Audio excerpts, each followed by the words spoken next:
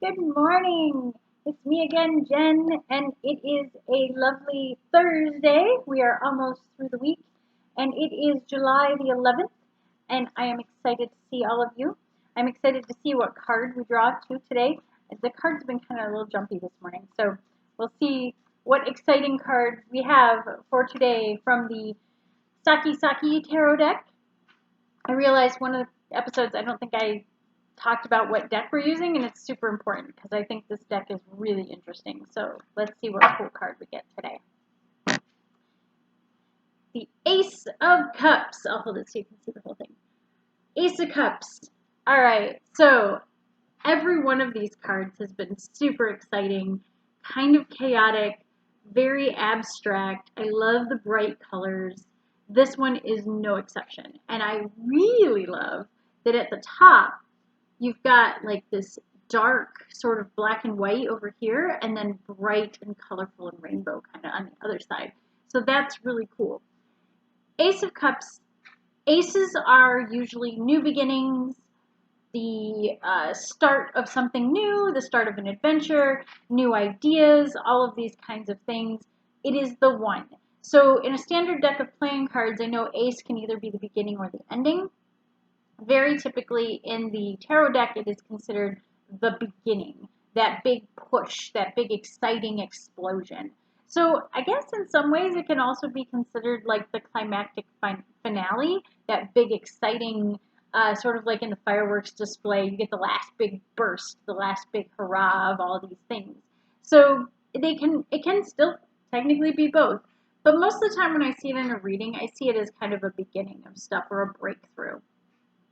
Cups are always related to emotion and water and things of that nature. In the standard deck of playing cards, they do represent the suit of hearts.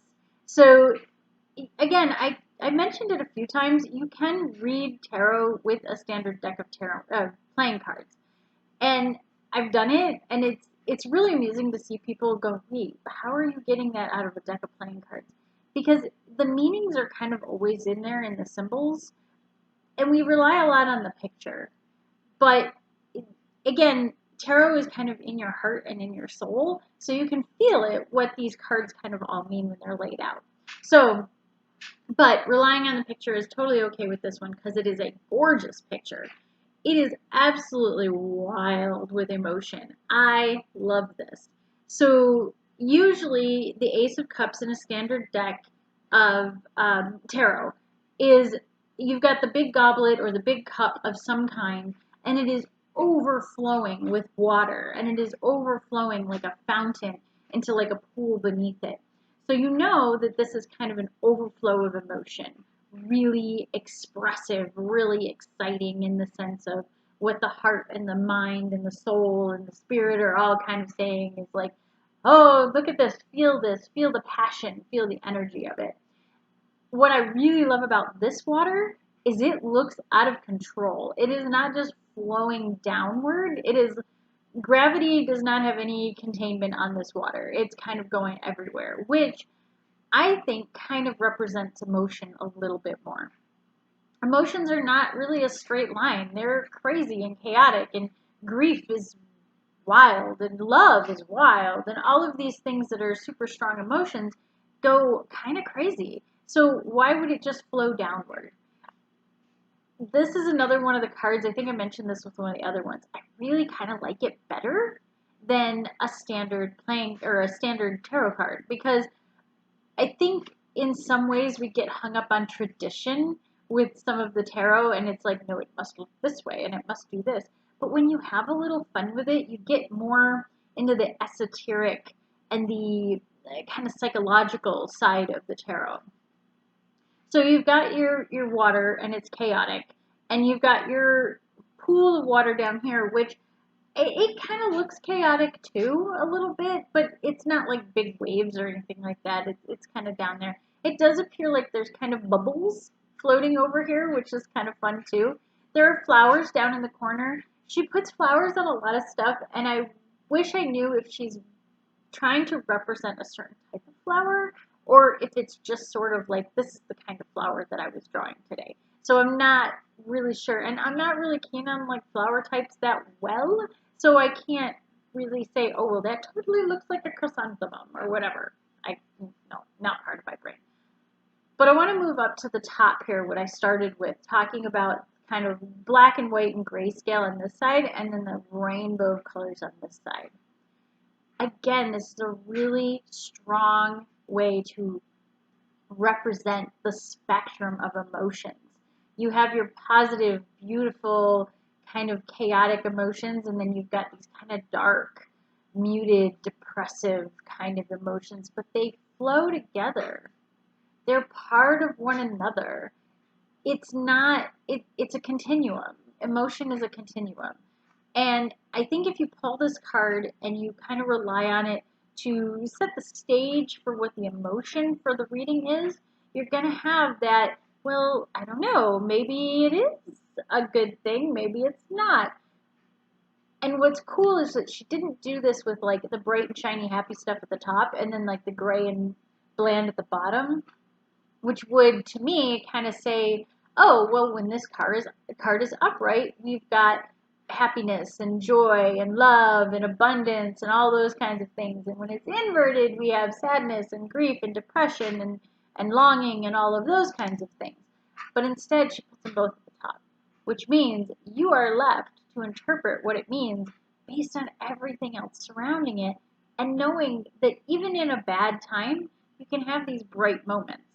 So looking at this card and looking at the typical meanings of it, I really like the way she's interpreted that. And I like the way that she's shown that artistry for it. I want to go into just a little bit about the kind of that deeper meaning of the Ace of Cups. I'm not sure we've done this card yet, so I kind of want to touch on that too. Because with the Ace of Cups and the emotions and things of that nature, it can also be like a message of, hey, you've been waiting to find your true love, or you've been waiting to find that passion in your life, or you've been waiting to hear about something that is very of detriment to your emotional well-being. And this card will come up and it'll be, here it is. Here's the answer that you were looking for. The other thing it can show is that you are about to experience a lot of emotions, a lot of different waves of things. And for this, I tend to kind of look around and say, okay, are you moving? Are you moving to a new location? Are you starting a new job? Are you starting a new school? Are you about to have a baby? Are you dealing with a health crisis? Because again, this card can come up as a component to so many other things. So I tend to look at it and go, okay, well, we're talking about health, and this is coming up. All right, whatever it is to do with your health, something's coming, and you're going to have to kind of surround yourself with people and dig deep, so to speak, and cope with this. If you're moving somewhere new, it's going to be a place of new experiences. You're going to have good, you're going to have bad. It's a balance of things. So I look at this card, and yes, if it's upright, I do lean into it's probably positive, it's probably mostly good. You're going to have some trials and tribulations, but they're going to work out okay.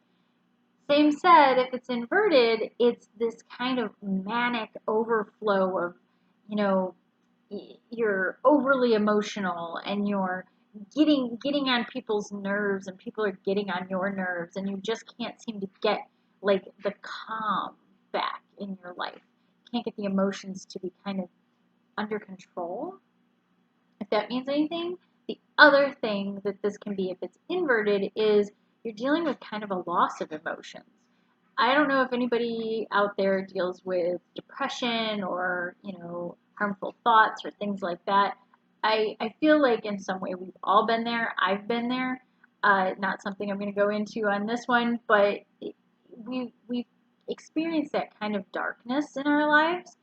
And if it's inverted, it can tell me that, like, okay, this person's cup is empty because it's literally been upended and there's no refilling it. So if you're feeling like, this is kind of an upside down card, think about that analogy of fill your cup first. And that's really what this is about too, is take it as if it's the only card that you're pulling and you're trying to find that, well, what's my advice for the day on it?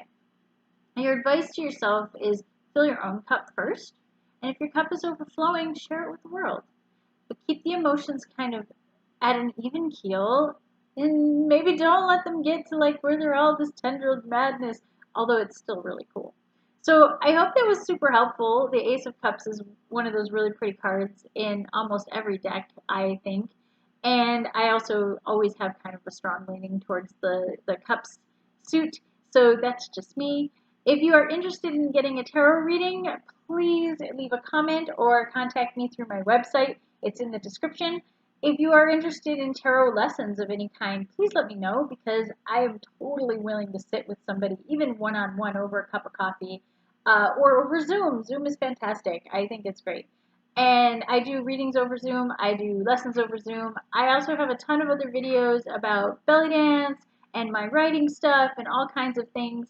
Please check out my website. Please check out the other videos. And I don't know, somebody's been trying to convince me to like record my ukulele playing. I'm not sure if I'm comfortable with that yet, but we'll see. So that could be one of those weird, exciting things. I do a lot of weird things in the House of Rainbows. It's just what it is. All right. Have a wonderful Thursday. Have a wonderful weekend. And I will see you tomorrow. Bye.